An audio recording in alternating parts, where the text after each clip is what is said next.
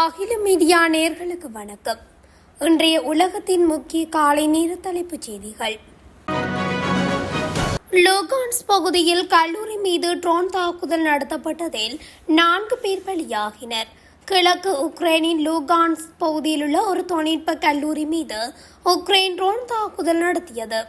இதில் 4 பேர் கொல்லப்பட்டதாகவும் 30க்கும் மேற்பட்டோர் காயமடைந்ததாகவும் ஆக்கிரமிக்கப்பட்ட பிரதேசத்தில் உள்ள ரஷ்யா மற்றும் கிரெம்ளின் ஆதரவு அதிகாரிகள் தெரிவித்தனர். ரஷ்யாவினால் நியமிக்கப்பட்ட தலைவரான லியோனிஸ் பாசக்னிக் தாக்குதல் நடத்த நேரத்தில் மத்திய நகரமான ஸ்டாரோபில்ஸ்கில் உள்ள ஸ்டாரோபில்ஸ் தொழில்துறை கல்லூரி மற்றும் அதன் தங்குமிடத்திற்குள் டசின் கணக்கான மாணவர்களும் ஆசிரியர்களும் இருந்ததாக கூறினர். மேலும் 35 பேர் பல்வேறு தீவிரத்தன்மை கொண்ட காயங்களுடன் தற்போது தேவையான மருத்துவ சிகிச்சை பெற்று வருகின்றனர். மீட்பணியாளர்கள் தொடர்ந்து இடிபாடுகளை அகற்றி வருகின்றனர் எனவும் ரஷ்யாவின் உயர்மட்ட புலனாய்வு அமைப்பான புலனாய்வு குழு உக்ரைன் தொழில்நுட்ப கல்லூரி மீது மொத்தம் 4 ட்ரோன்களை ஏவியதாக தெரிவித்துள்ளது.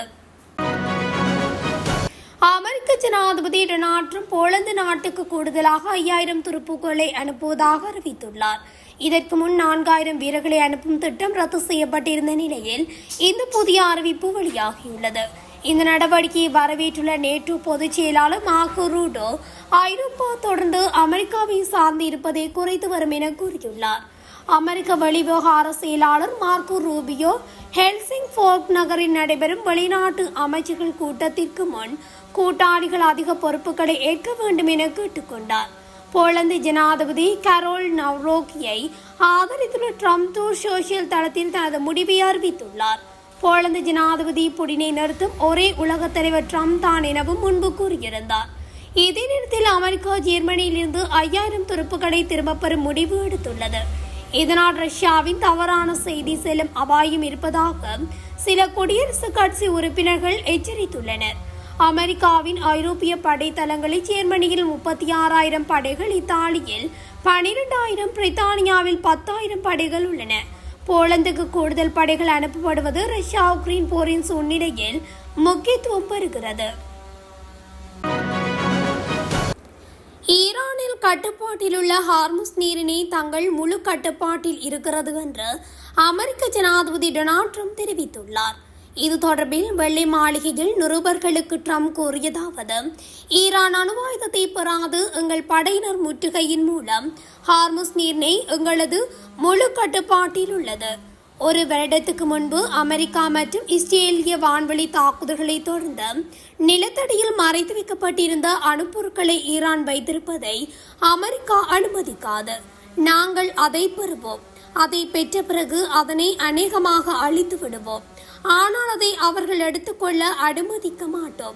ஹார்முஸ் நீரிணை சர்வதேச கப்பல் போக்குவரத்து மட்டுமே திறந்திருக்க வேண்டும் என அமெரிக்கா விரும்புகிறது. அங்கு எதுவித தடையுமின்றி போக்குவரத்து இயங்க வேண்டும் என நாங்கள் விரும்புகின்றோம். சுங்க கட்டணங்கள் வேண்டாம். அது சர்வதேசமானது. அது ஒரு சர்வதேச நீர்வழி பாதை எனவும் அமெரிக்க அதிபர் ட்ரம்ப் தெரிவித்துள்ளார். அமெரிக்காவின் இந்த இணைப்பு அச்சுறுத்தல்களுக்கு மத்தியில் கிரீன்லாந்து அரசாங்கம் இந்த பிரம்மாண்டமான தீவு எமது மக்களுக்கு மட்டுமே சொந்தமானது, இது ஒருபோதும் விற்பனைக்கு அல்ல என்று திட்டவட்டமாக அறிவித்துள்ளது. கிரீன்லாந்தில் அமெரிக்கா தனது புதிய மற்றும் மிகப்பெரிய தூதரக மையத்தை வியாழக்கிழமை திறந்துள்ளது. இந்நிலையில் ஆர்க்டிக் தீவில் அமெரிக்க அதிபர் டொனால்ட் ட்ரம்ப் அதிக செல்வாக்கை செலுத்த முயல்வதற்கு எதிர்ப்பு தெரிவித்து நூற்றுக்கணக்கான மக்கள் தீவிர போராட்டத்தில் ஈடுபட்டுள்ளனர்.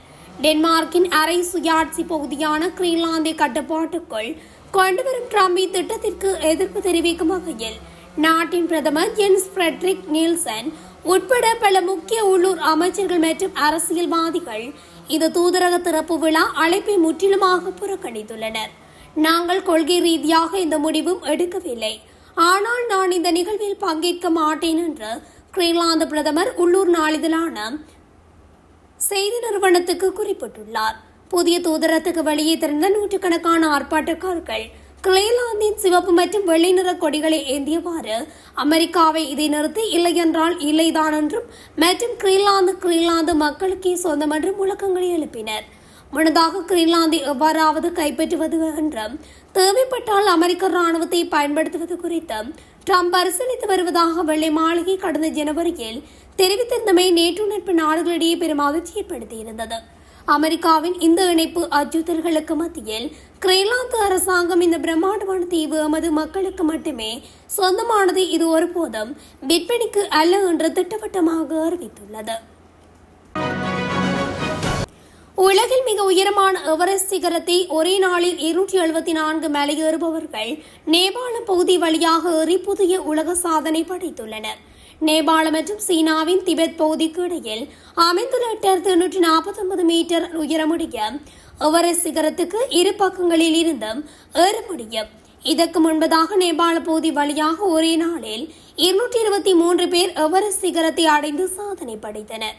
தற்போது அந்த சாதனை முறியடிக்கப்பட்டு ஒரே நாளில் 274 பேர் சிகரத்தை எட்டியுள்ளமை குறிப்பிடத்தக்கது. மத்திய அமெரிக்க நாடான ஹோண்டுராஸின் டுரிஜிலோ நகரில் உள்ள தோட்டம் ஒன்றில் நேற்று இடம்பெற்ற துப்பாக்கிச் சூட்டில் தோட்ட தொழிலாளர்கள் 19 பேர் உயிரிழந்துள்ளனர். மேலும் அந்நாட்டின் ஹர்டஸ் மாகாணம் ஓமியா நகரில் போலீஸ் வாகனம் ஒன்றின் மீது நடத்தப்பட்ட துப்பாக்கிச் சூட்டில் 6 போலீசார் உயிரிழந்துள்ளனர். இதன் மூலம் ஹோண்டுராஸில் நேற்று ஒரே நாளில் துப்பாக்கிச் சூட்டினால் 25 பேர் உயிரிழந்துள்ளனர். துப்பாக்கிச் சூட்டை நடத்தியவர்கள் தொடர்பான விசாரணைகள் மேற்கொள்ளப்பட்டு வருகின்றன. உலக எரிசக்தி சந்தையில் நிலவி வரும் புவிசார் அரசியல் பதற்றங்களுக்கு மத்தியில் இந்தியா தனது கச்சா எண்ணெய் இறக்குமதி உத்தியில் ஒரு மிகப்பெரிய அதிரடி மாற்றத்தை செய்துள்ளது.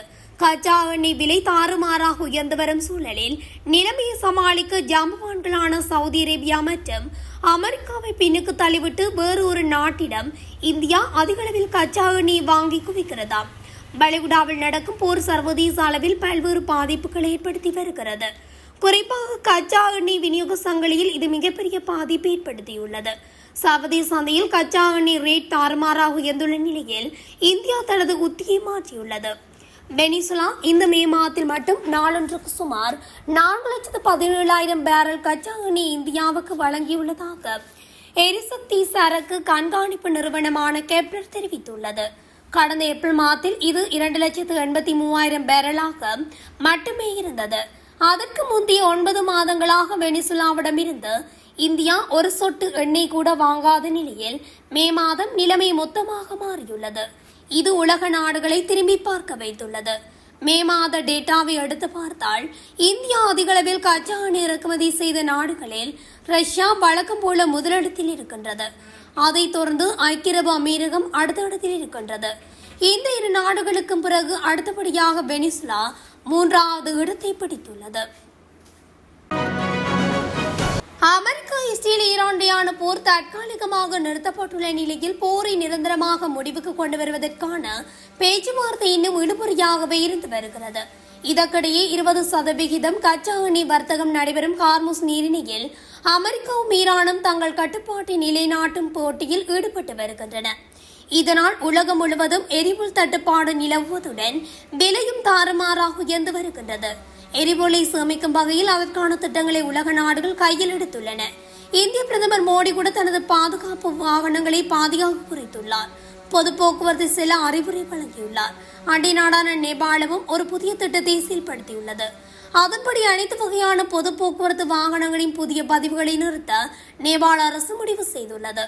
எரிபொருள் விநியோக நெருக்கடி, போக்குவரத்து நெரிசல், சுற்றுச்சூழல் மாசுபாடு, சாலை உட்கட்டமைப்பின் மீதான அதிகரித்து வரும் அழுத்தம் ஆகியவை காரணமாக பாலன்சா தலைமையிலான புதிய அரசு இத்தகைய நடவடிக்கை எடுத்துள்ளது.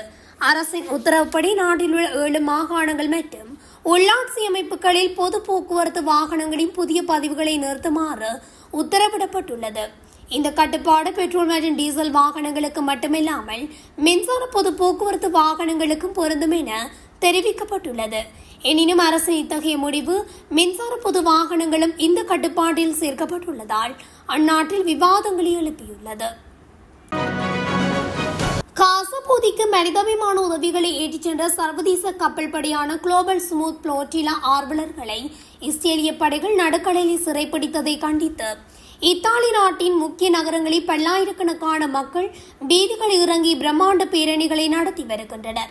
இத்தாலியின் தலைநகரான ரோம், மிலன் மற்றும் நேபிள்ஸ் ஆகிய நகரங்களில் ஆயிரக்கணக்கான மனித உரிமை ஆர்வலர்களும் பொதுமக்களும் திரண்டனர். அவர்கள் பாலஸ்தீன கொடிகளையும் ஸ்மூத் ஆர்வலர்களை உடனடியாக விடுதலை செய்கின்ற வாசகங்கள் அடங்கிய பதாகைகளையும் ஏந்தி முழக்கமிட்டனர். இஸ்ரேலிய கடற்படையினரால் சர்வதேச கடல் பகுதியில் வைத்து சிறைப்பிடிக்கப்பட்ட புளோட்டிலா கப்பலில் இருந்த தன்னார்வலர்கள் இஸ்ரேலிய தடுப்பு காவல் மையங்களில் மனிதாபிமானமற்ற முறையில் நடத்தப்படுவதாகவும் அவர்கள் மீதான இஸ்ரேலின் இந்த துஷ்பிரயோகம் மனித உரிமை மீறலின் உச்சகட்டம் என்றும் இத்தாலிய பேரணியில் தலைவர்கள் குற்றம் சாட்டினர்.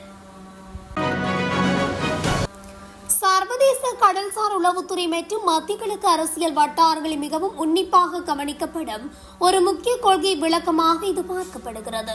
அந்த வகையில் பாரசீக வளைகுடா மற்றும் ஹார்முஸ் ஜலசந்தியில் வணிக கப்பல்கள் மீது ஈரான் திடீரென விதித்துள்ள புதிய கடுமையான நெறிமுறைகள் தன்னிச்சையாக எடுக்கப்பட்ட முடிவு அல்ல. மாறாக கடந்த 80 நாட்களுக்கு மேலாக பிராந்தியத்தில் அமெரிக்கா மற்றும் மேற்கத்திய கடற்படைகளுடன் நிலவி வந்த கடுமையான ராணுவ மோதல்களை நேரடி விளைவுதான் என்று ஈரானிய ஆட்சி முறை அதிகாரப்பூர்வமாக பிரகடனப்படுத்தியுள்ளது.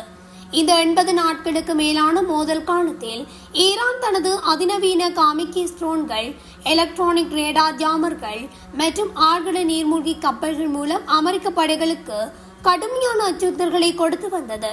இந்த நீண்டகால மோதலில் தங்களின் கை ஓங்கியதை அடுத்தே ஈரான் இந்த புதிய விதிகளை வகுத்துள்ளது.